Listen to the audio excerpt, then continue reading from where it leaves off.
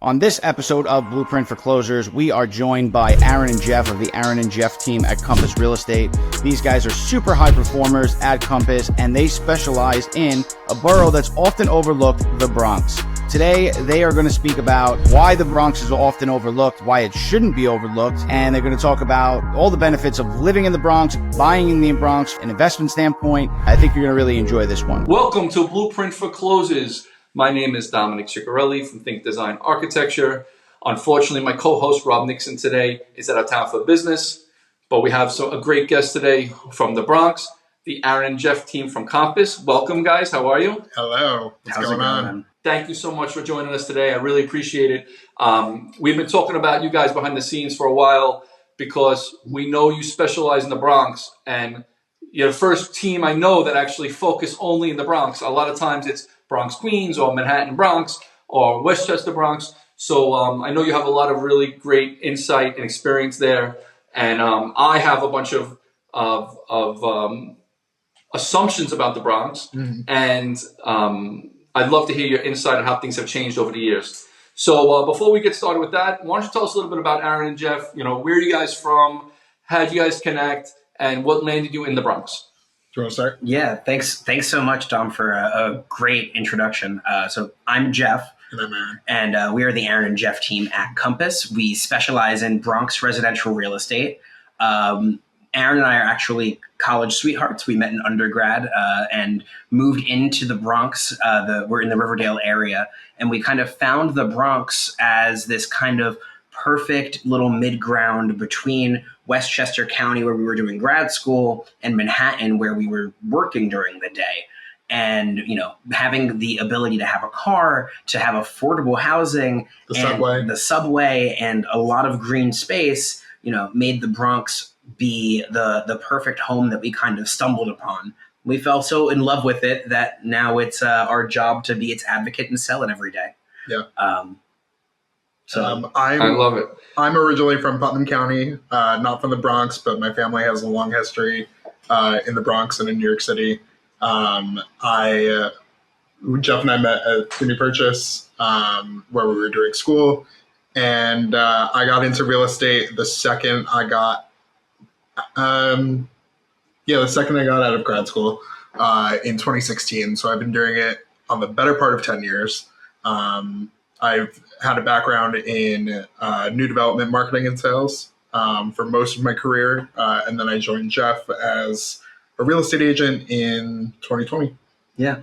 I come from a theater background. That's what I went to Purchase for. I was a stage manager, so kind of the person making sure that the production is all coming together. I used to say the stage manager's job is to organize the crazy until the art comes through. And that's kind of what that job was. And you can see how that translates really well into real estate transactions. And we can talk about that more in a bit. I actually grew up in Florida, in South Florida, but I was born in Long Island. My family was all in New York. And the second I turned 18, I left my father down in Florida and came right back to New York. This is always where I needed to be. And I got into real estate after a couple of years in the entertainment world. I got to do some really fun gigs, like the Miss Universe organization hired me for a little while, and I traveled the world with them doing beauty pageants, and I did some Super Bowl nightlife events and all kinds of cool stuff. But I wanted something a little more stable, and somehow I ended up in real estate.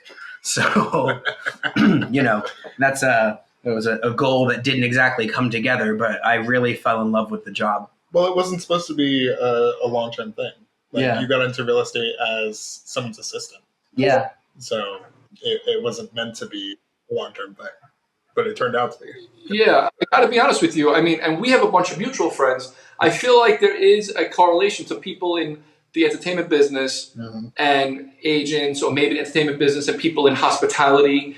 Another friend of ours, Aaron Mazer, I think he had a similar career where he was doing some entertainment in the Hollywood show business, and then people start out as doing real estate on the side to fill in time in between gigs, and then they see how lucrative and it becomes a passion of theirs, and they decide to actually transition and become more of a real estate professional as opposed to going the Hollywood route.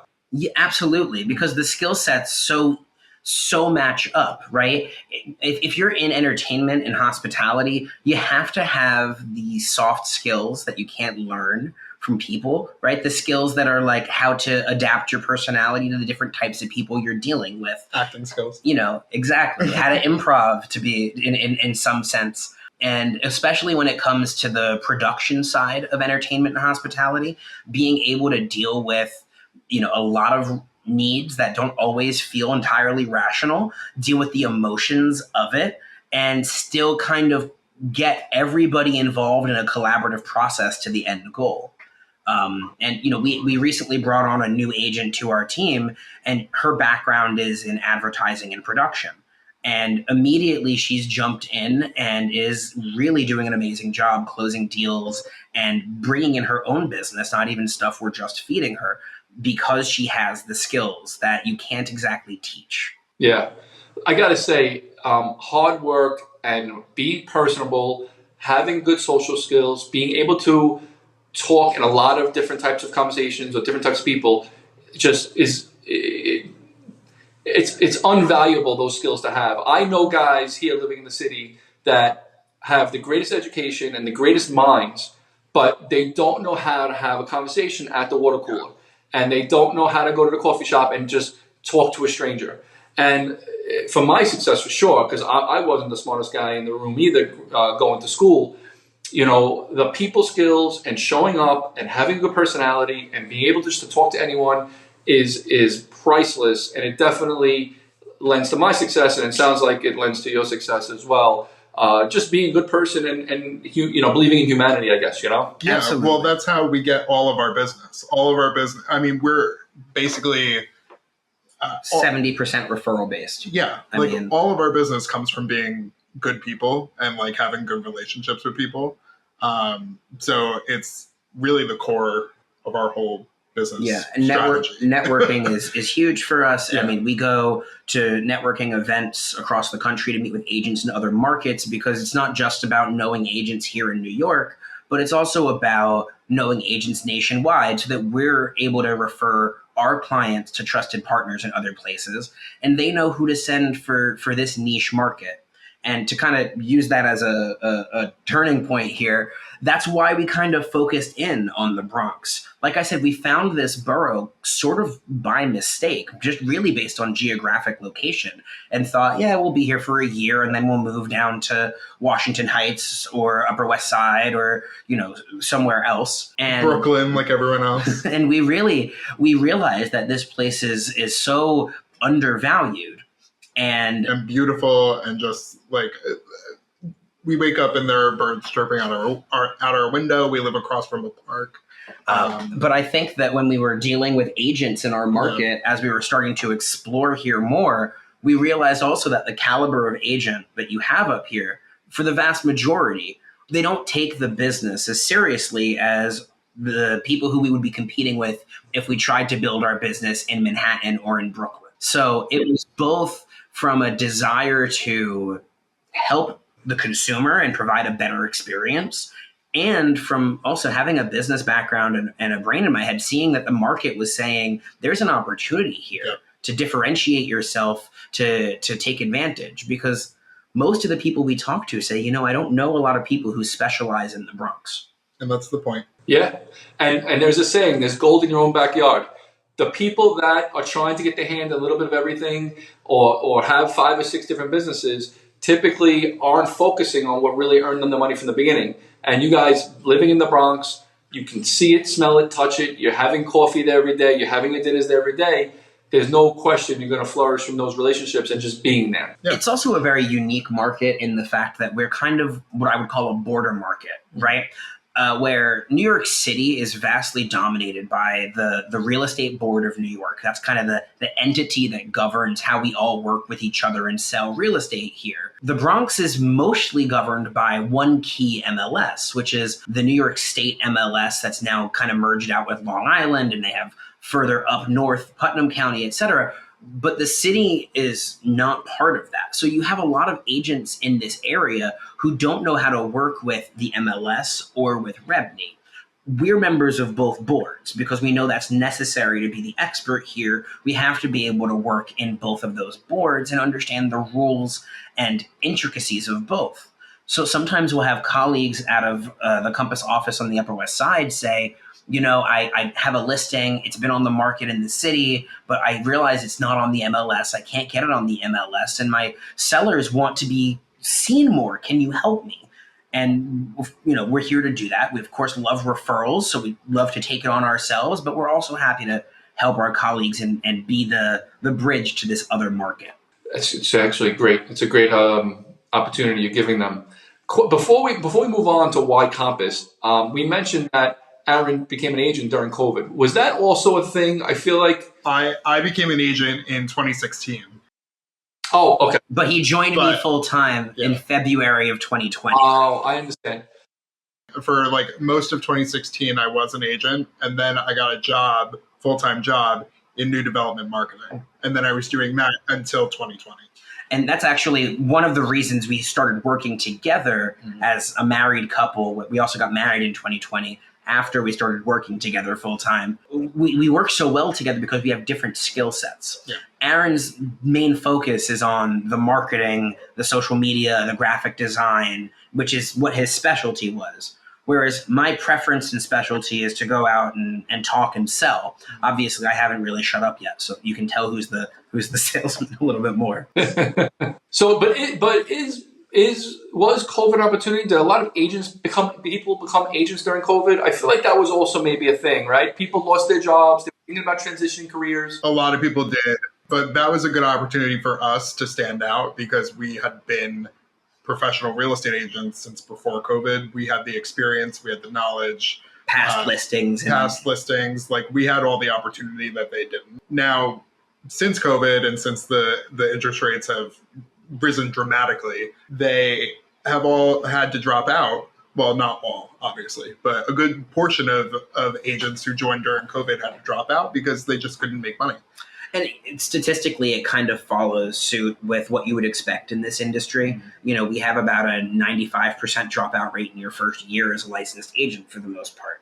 It's a very hard industry to start and stick it in.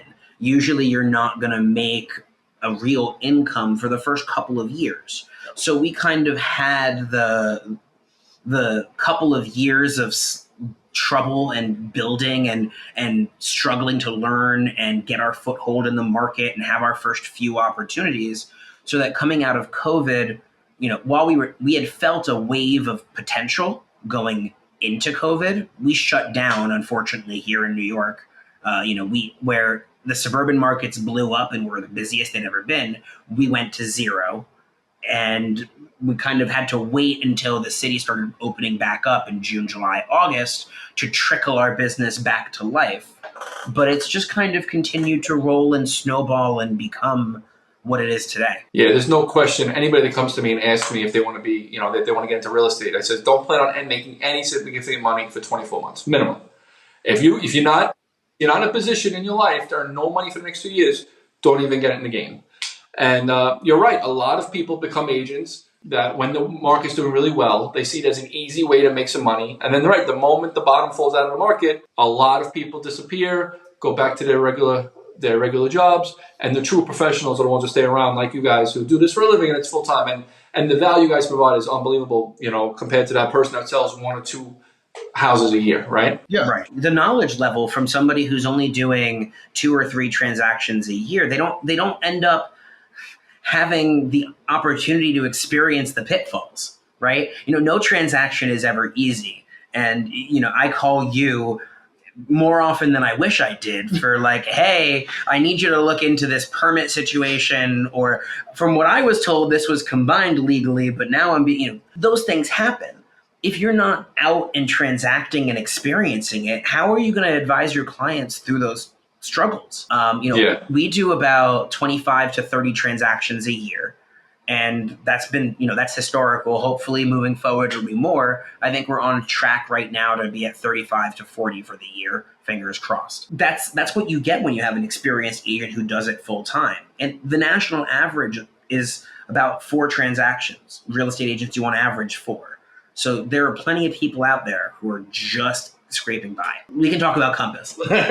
So Compass was actually the first brokerage that I ever worked at. I found that when Aaron brought me into real estate, he was working for an agent at Compass. When he was there, that other agent went to him and was like, where can I find somebody just like you? And Jeff was unemployed at the time. So I was like, I have one on my couch right now. I'll bring him in tomorrow.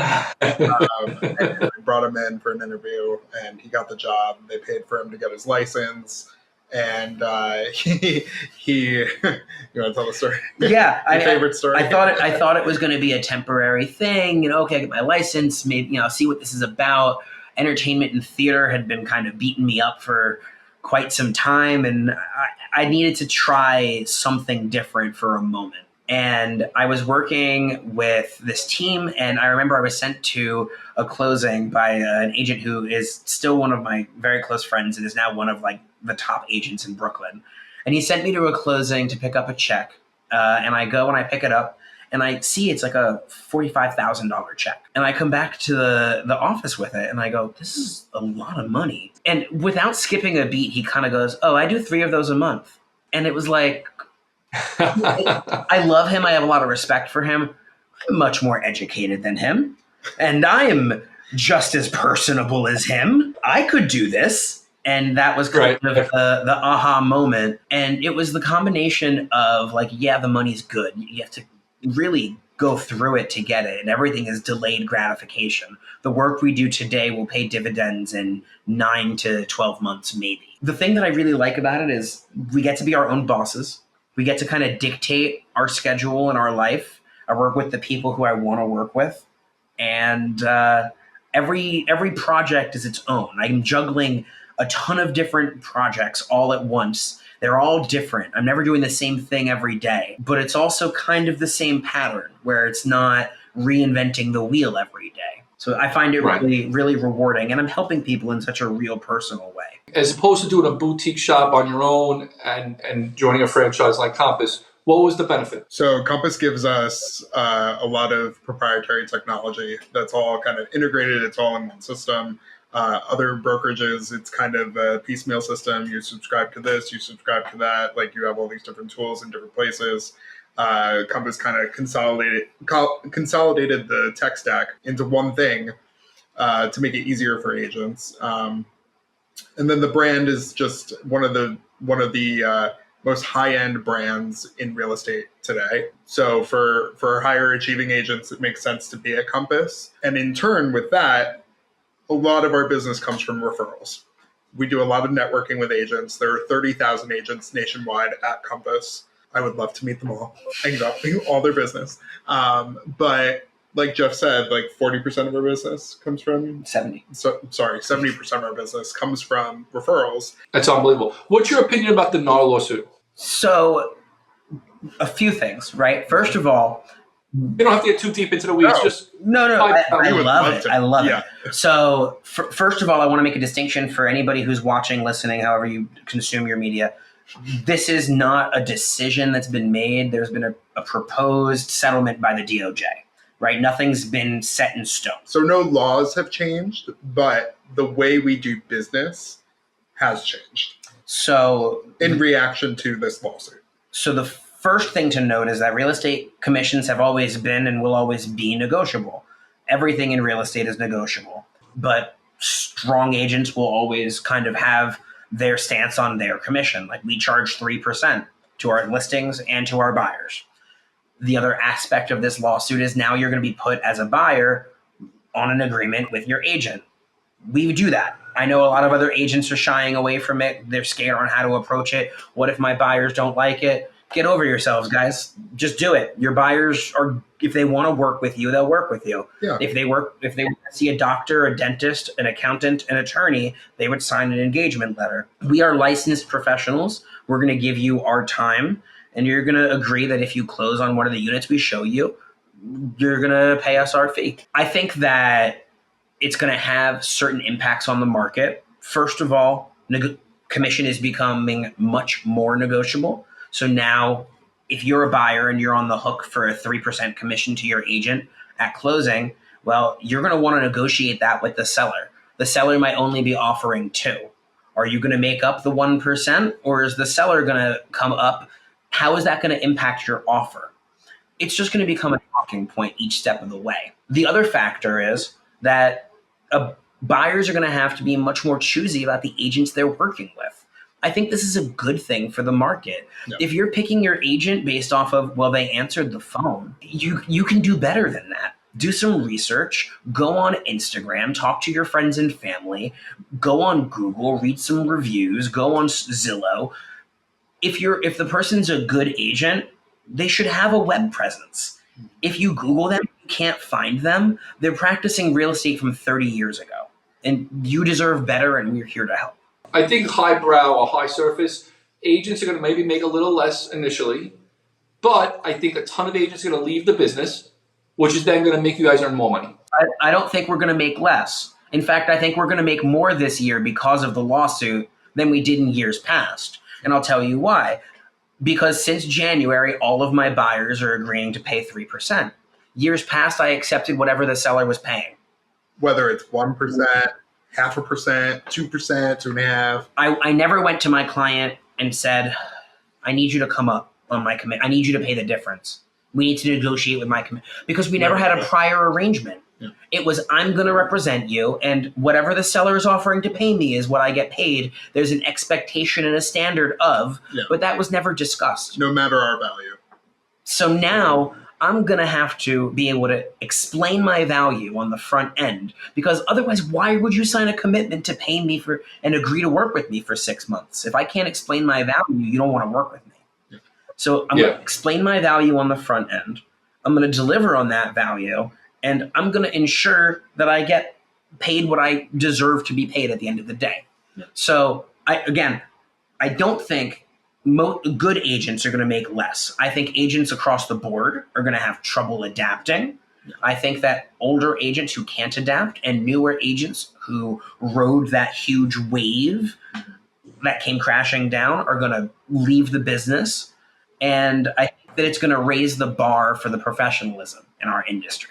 I agree. A lot of changes, but listen, change is good. And if you can't adapt to change, you're smoked. Yeah. Yeah. I feel like our whole career has been change after change after change. Yeah, change after change. Yep. Listen, even within my business, I mean, the building department and the city is changing its rules every single day, and I just have to keep up. You know, what I tell someone today might change tomorrow with respect to law. So if you're not on top of that stuff, you fall behind very quickly. Right. Like, are you doing gas lines and gas stoves in new builds now, or is there a fear around the city changing rules around gas stoves, so you're not even doing it? Yeah, people prefer gas over electric with respect to cooking. I do. So in my experience so far, you know, the city's slowly rolling out this gas ban, so only certain buildings can have gas at the moment, 1 and 2 families being one of them. So yeah, I mean, if they can't have it, they can't have it. But if they can have it, I do see that they still want it, and they're going to hold on to that gas as long as they can, because they believe, as far as cooking, people like to cook with gas better than electric. Let's talk about the Bronx. I have my own misconception of the Bronx, partly because I'm never there, right? I'm a Brooklyn guy. I tend to be more Staten Island, New Jersey, Long Island, as opposed to Bronx, Westchester. Growing up in the 80s, you know, you see and hear a lot of things coming out of the Bronx. So talk to me about, you guys are 8 years in the business, not only focusing, but your specialty is the Bronx. Tell me some of the great things happening in the Bronx, what you guys love selling, what changes you're seeing, and why do people want to buy there? So let's talk about the misconceptions first. A lot of people have misconceptions about the Bronx because of what happened in the Bronx in the 80s. The other thing is local news likes to report on crime, bad things that happen. But so it might feel like a hellscape in the Bronx if all you're doing is watching the news. But if you live here, it's home. We walk down the street, we know people, our dogs are friends with other dogs in the park. Like, I don't know. People talk about it. People talk about New York City in general. Like, it's like a hellscape, and like you shouldn't go there, and it's like a disgusting place to be, and like you're gonna get shot. Obviously, you live here in New York City too, and you know that that's not true. I think that one of the big things for me as well, especially as somebody who wasn't here in New York in the 80s. I wasn't anywhere in the 80s. We were not born yet. But, coming from the understanding of what this city was, I think some of the connotation that the Bronx still has is a similar connotation that Harlem and Upper Manhattan had. And even East Harlem, to some extent, still has, less and less and less now because it's Manhattan. But that's what it is. It's this kind of relic of what really was city not taking care of buildings. And that's where HDFCs kind of came from. If you know anything about HDFC buildings in this city, this is kind of the resurgence of that program, right? The Bronx and Upper Manhattan were burning. And there were these landlords who left behind buildings because they were in just absolute disrepair. And so the city turned them into inhabitable housing, HDFC co-ops, etc. And the city has rebuilt itself over the last 45 years. Now, the Bronx obviously still has its problems, but I feel like a lot of the misconceptions are based around how the media portrays the Bronx, and a lot of old feelings of racism too. Like, people just kind of see Black people or poor people just kind of existing in their neighborhood and find it scary. I feel like it's a lot of that kind of stuff that still gives the Bronx a bad rap, when really it's just people creating a home for themselves. And it's the borough with the most green space. Like, we have the best parks. We have the Bronx Zoo. We have the Botanical Gardens. We have historic districts. Like, we have City Island. Like, we have a huge coastline, beautiful architecture, and it's not what everyone thinks of. I got to tell you from my own experience, when I decided to move to the city with my family, my mom actually cried. It's like, why are you bringing my grandchildren to, the devil's den, and I'm like, Mom. Meanwhile, you live on the Upper West Side, like. I'm like, what do you think I'm like, do you think, see me as a guy that makes poor decisions? Like, I would do something to hurt my children? I go, listen, you just don't get it because you're not there. You need to be there to understand it.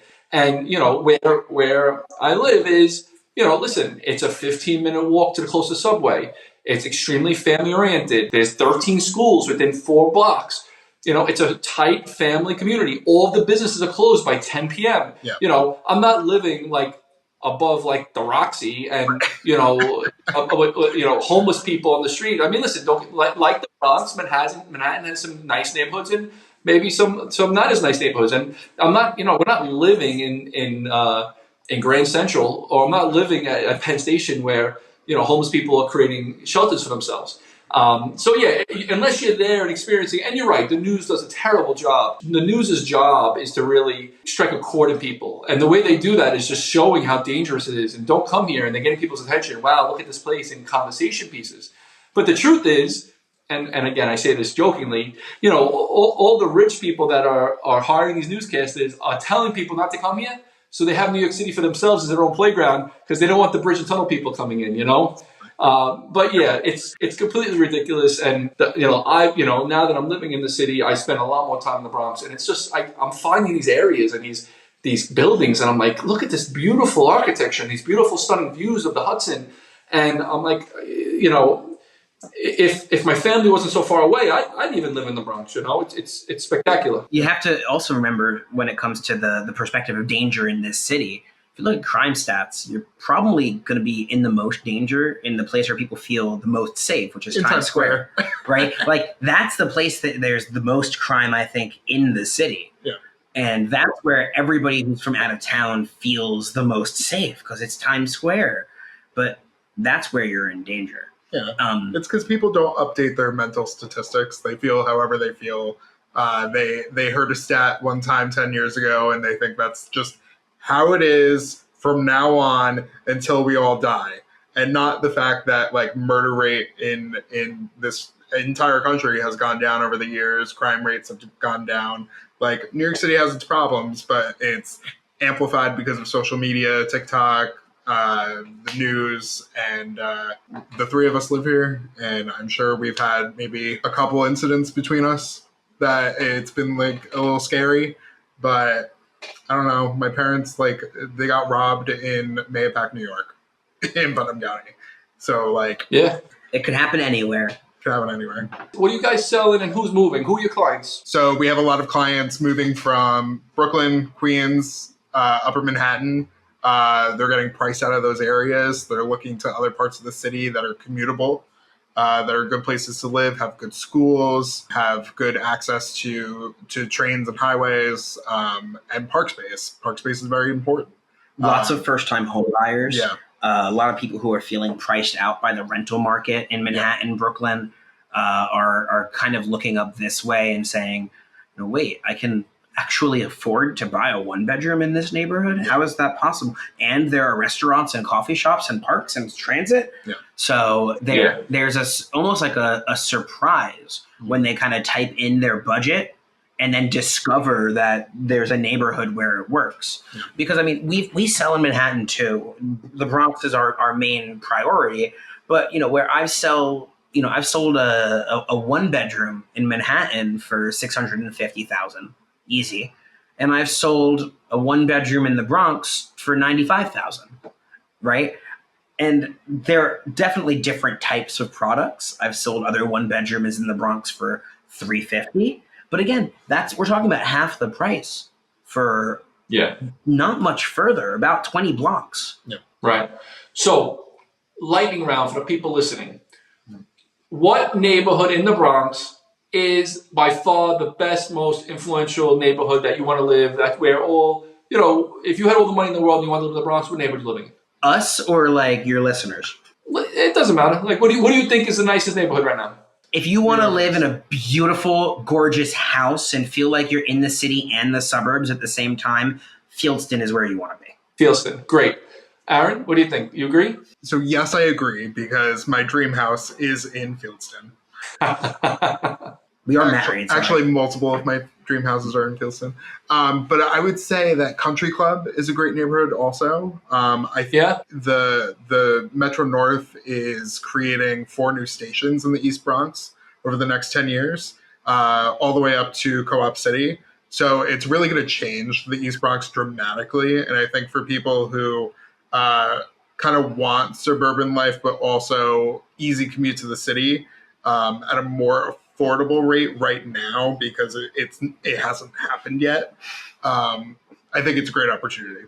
So along the East Bronx kind of coastway. That was my next question. So if let's just say you're an investor. Mm-hmm. I wanted to come to the Bronx to buy an investment property. Yeah.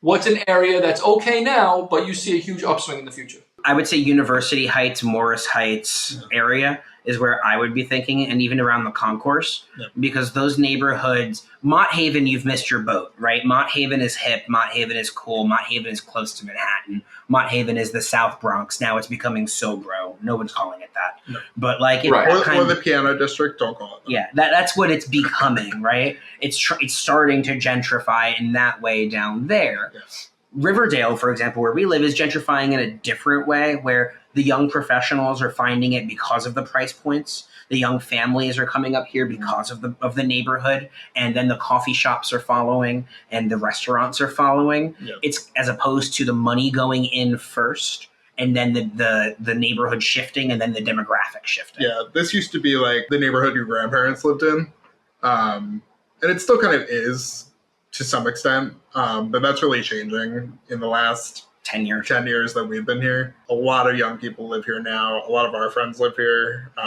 We have our 3rd annual Pride in Riverdale this year. Yeah. So that was really exciting. We have a mutual friend, Shelly, who just moved there. Yes, Shelly. Love Shelly. Shelly's great. It's really changing, but also I feel like it's changing in a good way and not in a way that's really like hurting the people the communities. Yeah, hurting the community. I think it's all good. 2 other questions. Yeah. It's a Friday night. Mm-hmm. I'm coming to visit you guys. We want to go out to a nice, lively, safe, fun area to hang out with. What neighborhood are we hanging out in? Oh, we're going to Arthur Avenue, right? So there's a few places we could go. I was not going to say that, but that's a good place to go too. Friday night, you want to get some really good food and go to walk around a neighborhood that's got some action and some activity. Yeah. Maybe not like clubs, but like some stuff going on. Yeah. Arthur Avenue is where you want to go. Yeah, they have live music right on the street. They have the Arthur Avenue Market, the best Italian food, pizza, cannolis, like insane stuff. And again, green space everywhere. If you want kind of like a Manhattan feel, go to the South Bronx. There's so many new restaurants there that are like really cool concept kind of restaurants. There's Choco Bar Cortez, which has 3 different locations, I think. One in San Juan, Puerto Rico, and then one in the South Bronx. I forget what the other one is, but it's all like chocolate infused food and drinks and a bar, and it's amazing. In Riverdale, we have 2 Michelin star restaurants. We have Jake's Steakhouse and Claudia's Kitchen. So we have 3 now. Oh, and Tabala. And Tabala. So we have 3 Michelin star restaurants in Riverdale, which I think is insane for for a little neighborhood in the Bronx. Yeah. And again, we're not here to bash the Bronx, but I'm sure there's a neighborhood really struggling to get it together and might come up on the upswing last. Where are you really shying people away from investing or buying? I'm not shying away from anything because it's all about the client's goals and their objectives. If they want a long-term hold, maybe this neighborhood is better than that neighborhood right now, or it will be in the future. It just kind of depends on what the client's goals are, more so than our opinion on the neighborhood, because that's just not our responsibility, or not our responsibility. Not our MO. It's just not the thing that we should be doing for the client. The client should know what neighborhoods that they want to look in and why, and they should do that kind of exploration themselves. Like, we will guide them, of course. Yeah, I don't shy away from any neighborhood because people have different reasons for investing in different places. And I'll say that a couple years back, we did in 1 year, we had a transaction that sold at $95,000 and a transaction that sold at $4.125 million. Yeah. So, our perspective is you sell them all big and small. Right. I was going to rephrase the question saying, if you and I, if 3 of us are walking down the street in the Bronx, which is the last street we want to walk down? But I get it. It's all perspective. I mean, the last street I want to walk down is Broadway, but that's only because the one train is running above us. Your head, and it's loud, and it's crowded, and it's. But yeah, there's nowhere I'm like scared to walk in the Bronx. Like I've been in the South Bronx, I've been in East Tremont, I've been in Fordham. Like all the places that the news would tell you it's scary and like people are getting like taken away in the middle of the night, and like maybe those things are happening, and I'm sure they are if they're getting reported on by the news. But and also I'm a man, so I would have a different perspective than a woman would, or a person of color might feel differently than 2 white guys who are relatively young and fit and feel kind of safe wherever the hell we are. Yeah. So I feel like safety in that way is just so relative. Yeah. The street I least like to walk on is Broadway because of the train. I get it. Things dripping on you. It's just loud. It's gross. Yeah. So guys, at this point during the podcast, we like to talk about maybe something memorable that happened in your career, or a crazy story, interesting story, something that a few years from now will stand out and you say, oh, remember that deal, remember that client. Tell us a little bit about maybe something that happened to you guys that would resonate with us. So I have a story that I think is going to be different than your story. So you go first. Okay. I mean, this isn't closed yet. So this is like an active story. Kanahara. I know. Knock on wood. Tanta and a mutual friend of ours, Jay, is involved with this one as well. But we are working on a deal where the owner was an older woman, and it was a multifamily home, and you know about this home as well. And it had squatters in it. It has 100,000 violations on it. It's got, it's got holdover tenants. It's a 4-family, but it's not a 4-family. It's a 3-family, but it was being sold as a 4-family. All kinds of crazy nonsense happened with this. And it seemed like we had finally gotten to a point where it was about to close, and the seller died. And, it happens, but now it's in probate, and it's just been one of those deals where every step of the way there's been like, it's Lucy with the football, right? You think you're about to get it, and she pulls it right away from you. Yeah. And it's super sad with that one too, because we were selling that place for this older woman. She was like in her 80s or 70s probably. And she was using the money to live off of for the rest of her life. That was her retirement money. And then she passed away before she could enjoy it.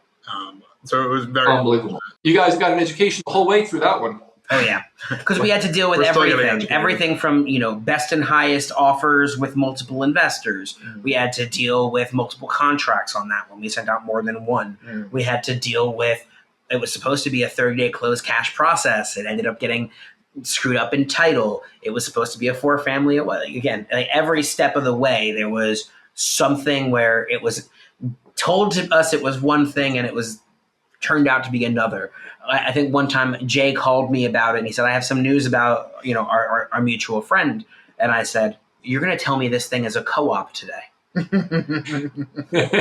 Like, how could this change anymore? Like, anyway, what was your story? Yeah, I remember. Even I was brought in on the deal to find out, figure out some of the hair.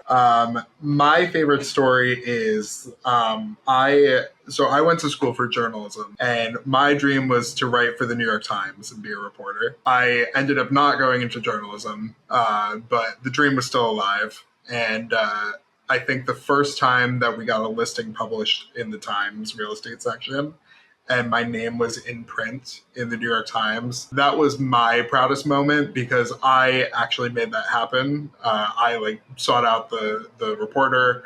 I had to network to make that happen and convince her that this was a listing worth reporting on. And yeah, I was very proud of that. And now we've had almost 10 different listings in different publications: New York Times, Brick Underground, 6 Square Feet, Cottages and Gardens, and The Week, which is a huge national magazine, and I'm super proud of that. That's great. Yeah. Well, listen, guys, there's no question you're doing a fantastic job. I mean, from work, we only know each other a little while, but things I hear between our mutual friends, and we belong to a group together where we meet weekly. Yep. There's no question you guys are professional, and you take what you do seriously. You've found a niche market. You're focusing on it. You live there. You eat there. You play there. And I think that's the key to success. It's just a slow grind every day, working hard, being a good person, and just keep pushing and staying focused. I'd like to end by telling all of the listeners here your tagline, right? The Bronx isn't burning. It's just on fire. I love it. Guys, thank you so much for joining us today. Thank you. I'm gonna be seeing you guys tomorrow morning. We'll see you bright and early. And I hope we can get you on again, and keep doing great things, man. The Bronx is definitely a better place because you guys are in it. Thanks so much, and hopefully next time we'll have your partner in crime with us to do this again. Yeah, we'll get Rob on here next time. Absolutely. Thanks, guys. See ya.